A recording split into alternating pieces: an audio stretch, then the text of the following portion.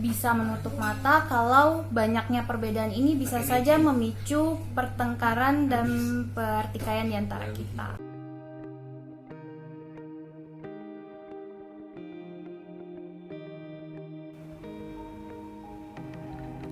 Indonesia atau yang biasa kita sebut NKRI adalah negara kepulauan yang terdiri dari 17.504 pulau dengan populasi penduduk mencapai lebih dari 270.000 juta jiwa. Secara geografis, Indonesia terletak di daerah lintang 0 derajat atau tropis yang mengalami dua musim, yaitu musim panas dan musim penghujan dalam satu tahun.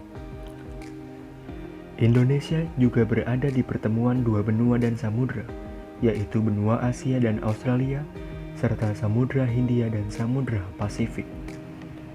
Hal itu membuat wilayah Indonesia memiliki keanekaragaman hayati.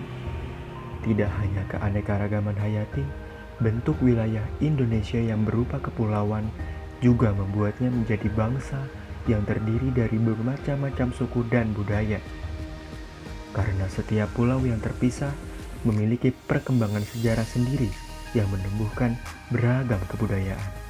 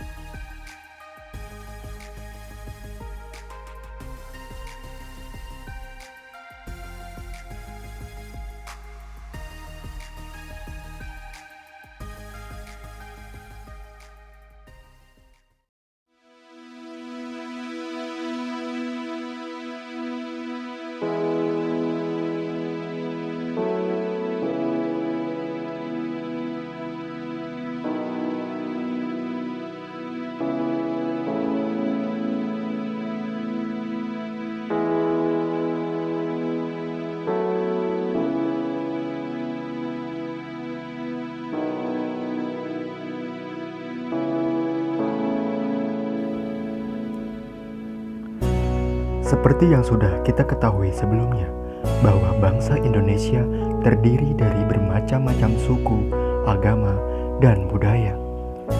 Kebebasan beragama di Indonesia sendiri dijamin dalam Undang-Undang Dasar 1945.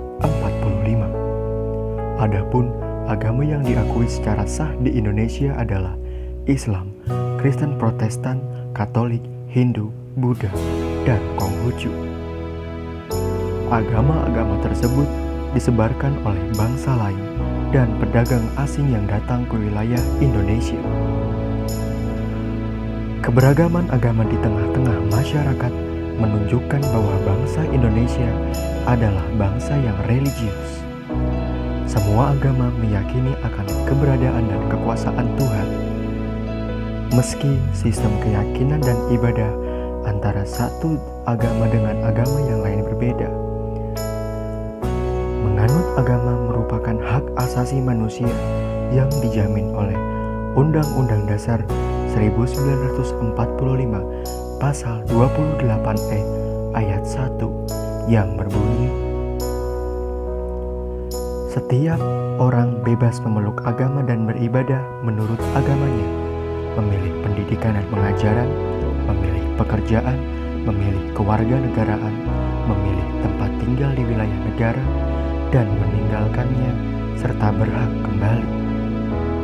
Maka dari itu, perlu dikembangkan toleransi umat beragama yang meliputi toleransi antar umat beragama yang berbeda dan toleransi antar umat beragama yang sama, agar tidak terjadi perpecahan dan pertikaian maupun konflik di antara kita.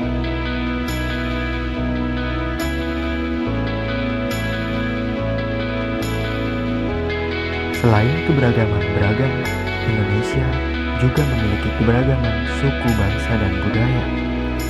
Suku, bangsa, atau kelompok etnik adalah kesatuan hidup manusia yang mempunyai sistem interaksi, sistem norma yang mengatur interaksi tersebut. Ada kontinuitas dan rasa identitas yang mempersatukan semua anggota, yang juga memiliki sistem kepemimpinan tersendiri. Suku bangsa adalah sekelompok manusia yang memiliki kesatuan budaya dan terikat oleh kesadaran dan identitas tersebut. Kesadaran dan identitas biasanya dikuatkan oleh kesatuan bahasa. Ciri-ciri mendasar yang membedakan suku bangsa dengan yang lain adalah bahasa daerah, adat istiadat, sistem kekerabatan, kesenian daerah, dan tempat asal. Identitas atau ciri khas suku bangsa atau kelompok etnik dapat dilihat dari berbagai aspek. Pertama, tipe fisik seperti bentuk fisik, warna kulit, rambut, dan sebagainya. Sebagai negara yang plural dan heterogen, Indonesia memiliki potensi kekayaan meliputi etnis, multikultur, dan multiagama yang kesemuanya merupakan potensi untuk membangun negara multikultur yang besar atau multikultural nation state. Kita patut bangga akan hal ini. Akan tetapi, yang perlu diingat adalah bila keberagaman ini tidak dijaga dengan baik, maka bukan tidak mungkin keragaman masyarakat multikultural akan memicu konflik dan perpecahan. Pluralitas dan heterogenitas yang terjamin pada masyarakat Indonesia diikat dalam prinsip persatuan dan kesatuan bangsa yang kita kenal dengan semboyan Bhinneka Tunggal Ika, yang merupakan sebuah keunikan tersendiri bagi bangsa Indonesia yang bersatu dalam satu kekuatan dan kerukunan beragama, berbangsa dan bernegara yang harus diinsafi secara sadar.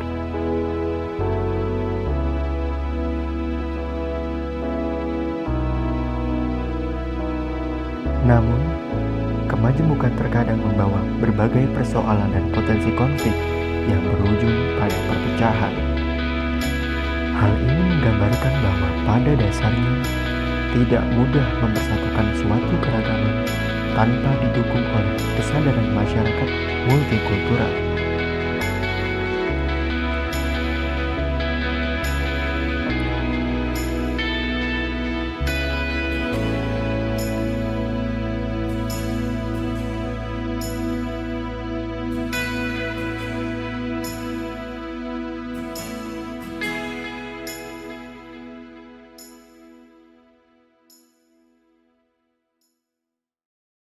Indonesia negara yang aman, damai, dan tentram. Namun tidak bisa kita pungkiri, Indonesia memiliki banyak perbedaan. Di dalam perbedaan itu kita juga tidak bisa kita sangkal bahwa banyak konflik-konflik atau chaos-chaos yang terjadi di masyarakat karena beberapa hal terkait komunikasi atau pemahaman-pemahaman yang terjadi. Konflik-konflik yang terjadi di masyarakat kebanyakan konflik-konflik sentimen, atau mungkin banyak penggiringan opini yang membuat masyarakat itu ribut sendiri. Maka dari itu kita harus melek terhadap opini atau isu-isu yang hadir dalam masyarakat itu sendiri. Di sini saya pribadi melihat bahwa masyarakat Indonesia masih mudah tersulut api emosi atau masih tersulut dalam konflik-konflik yang seharusnya itu tidak usah dibesar-besarkan.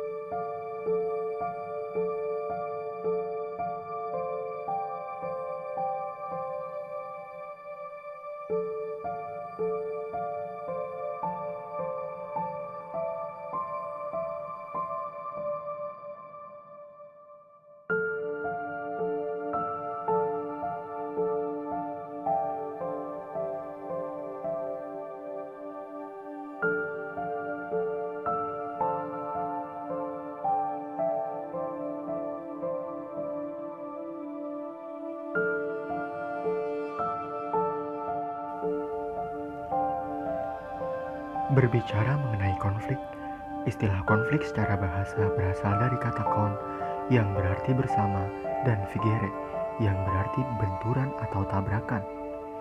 Konflik diartikan sebagai suatu proses sosial antara dua orang atau lebih di mana salah satu pihak berusaha menyingkirkan pihak lain dengan menghancurkannya atau membuatnya tidak berdaya.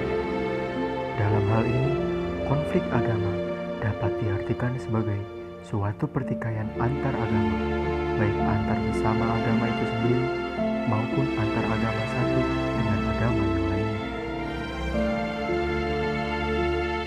Isu-isu benturan antar agama dan budaya di Nusantara seharusnya adalah kisah usang.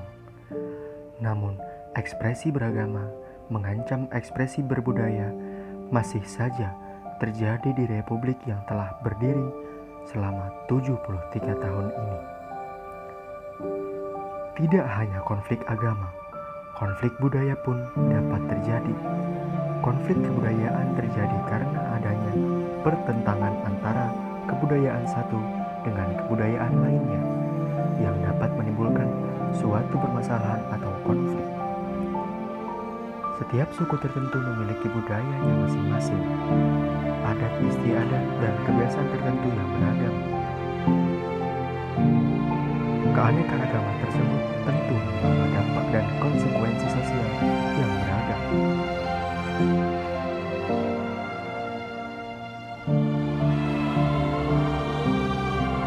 Jika hal ini tidak dapat disikapi dengan baik, maka perbedaan tersebut justru akan terus menjadi faktor utama penyebab terjadi perang atau konflik antar suku.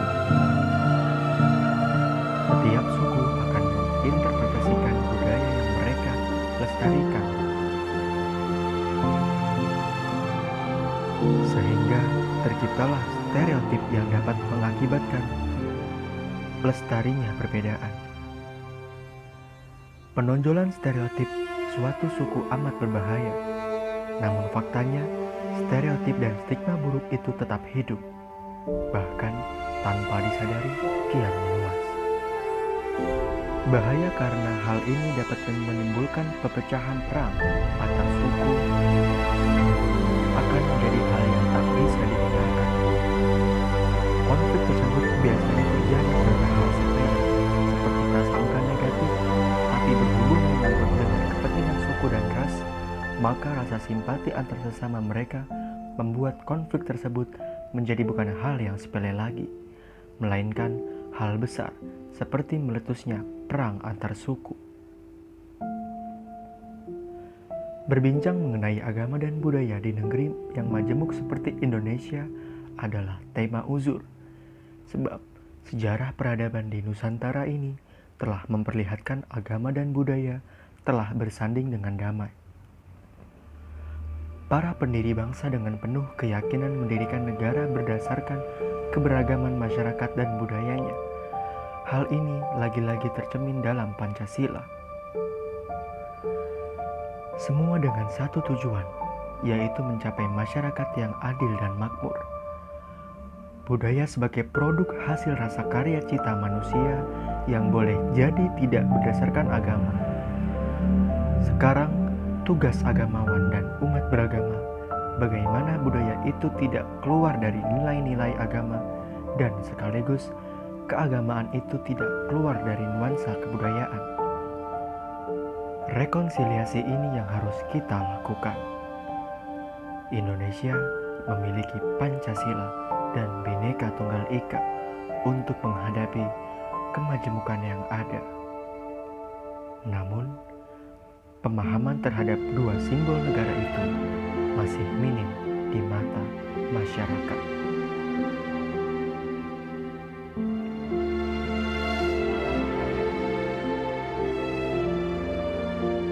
Memang dalam konteks Indonesia, agama dan budaya memang tidak dapat dipisah-pisahkan, apalagi untuk dibentur-benturkan. Namun, mempertemukan agama dan budaya dalam konteks Indonesia bukan berarti kita mesti mengobarkan prinsip-prinsip dasar akidah dalam setiap agama atas nama budaya. Yang harus kita ingat adalah bagaimana kita menghargai perbedaan-perbedaan yang ada dengan tidak saling mencaci dan menghormati yang lain guna menciptakan perdamaian dan persatuan di antara kita. Tercatat, terdapat beberapa konflik SARA yang pernah terjadi di Indonesia. Konflik-konflik SARA ini bukanlah suatu hal yang tidak mungkin terjadi di bumi pertiwi yang kita cintai. Mengingat Indonesia sendiri merupakan bangsa yang besar dan terdiri dari berbagai macam suku, agama, dan budaya yang rentan akan terjadinya perpecahan.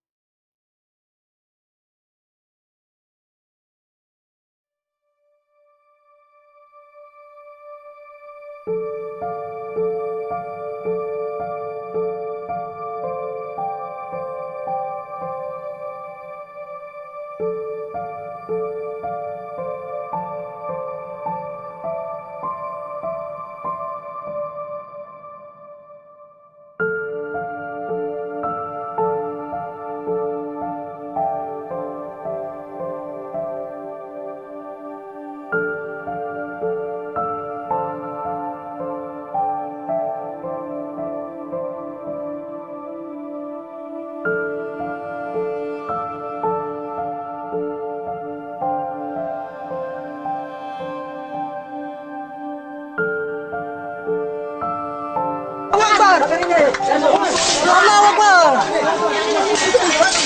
Allahu Akbar. Allahu Akbar.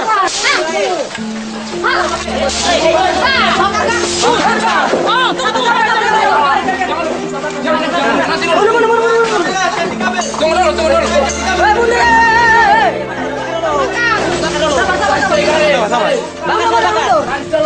Nanti, yang terakhir.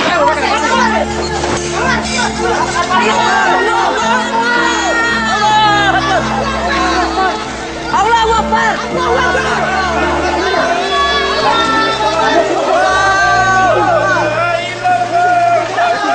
Dekatan.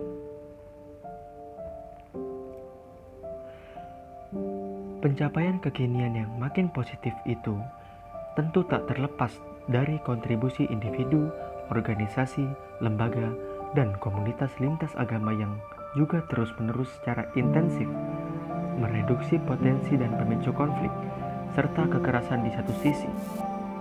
Dan pada saat yang bersamaan, menyemai benih-benih perdamaian di masyarakat.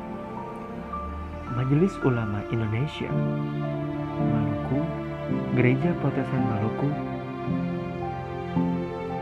Keuskupan Ambonia, dan kelompok agama lainnya telah dan terus menunjukkan komitmen yang sama. Sinergi kerap terbangun dalam berbagai momentum.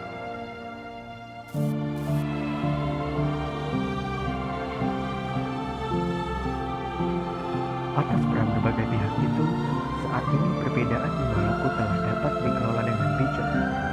Kita dapat menemukan hal yang unik, di mana perbedaan justru bisa menghadirkan harmoni, kompromi, dan saling bergandengan tangan. Misalnya, jika gubernur Maluku beragama Islam, wakilnya beragama Kristen. Begitu pula sebaliknya. Transformasi.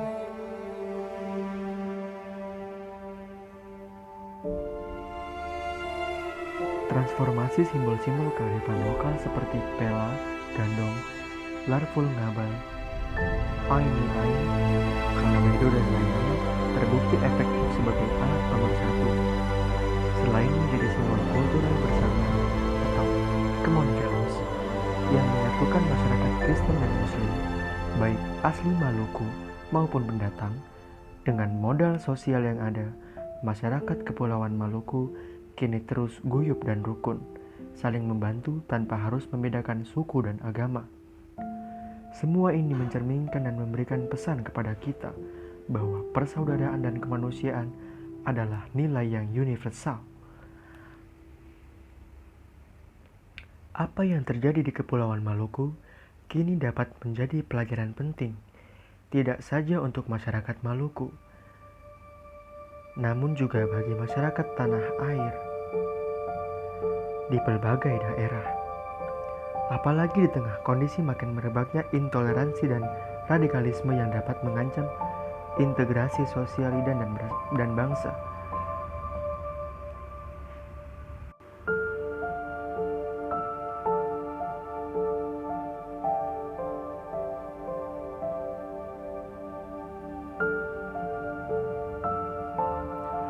Belajar dari daerah yang pernah mengalami konflik dan mampu bangkit adalah sebuah keharusan. Masyarakat Maluku telah memberikan pembelajaran yang berharga untuk bangsa Indonesia, bahwa tidak ada yang diuntungkan dari satu konflik yang terjadi, dan keterpurukan bukanlah sesuatu yang harus disesali berkepanjangan, tapi justru harus mampu keluar dan menyadari untuk segera berbenah dan bangkit kembali.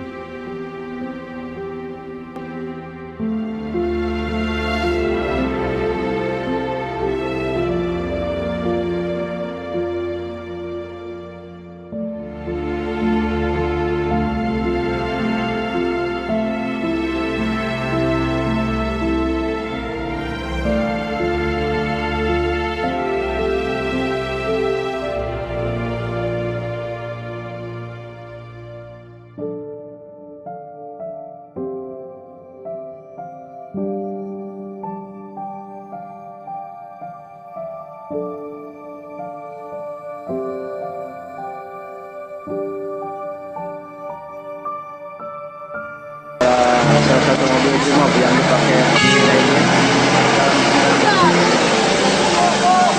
Terlihat mujahidin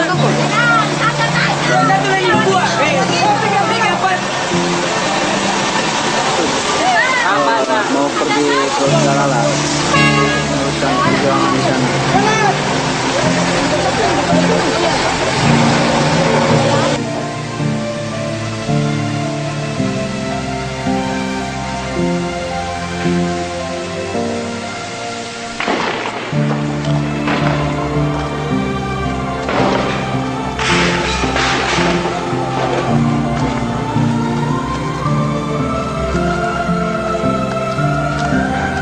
Kita berada di daerah Galala,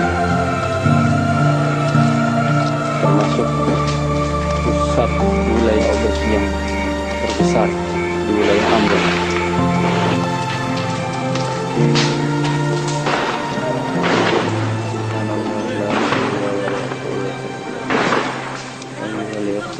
Kita berada di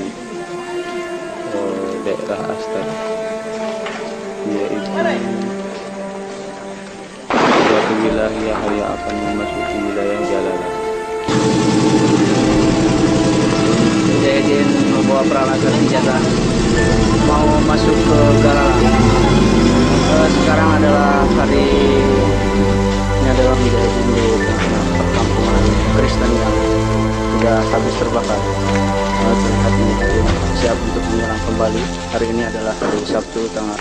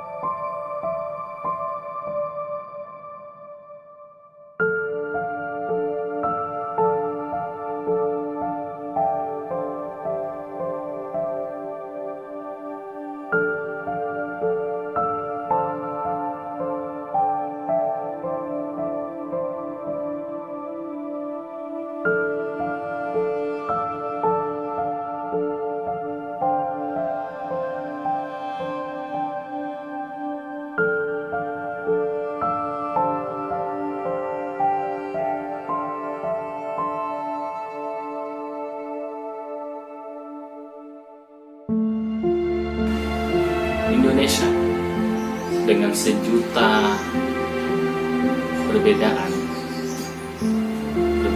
agama, perbedaan ras, dan perbedaan suku, itu menjadikan Indonesia memiliki warna yang berbeda-beda. Namun itulah ciri khas Indonesia, Bhinneka Tunggal Ika. Berbeda-beda tetapi tetap satu. Karena apapun latar belakang kita, apapun agama kita, suku kita, itu tidak menjadikan kita untuk terpecah belah. Konflik memang ada, hanya segelintir yang ada. Namun perbedaan itu justru menyatukan kita semua.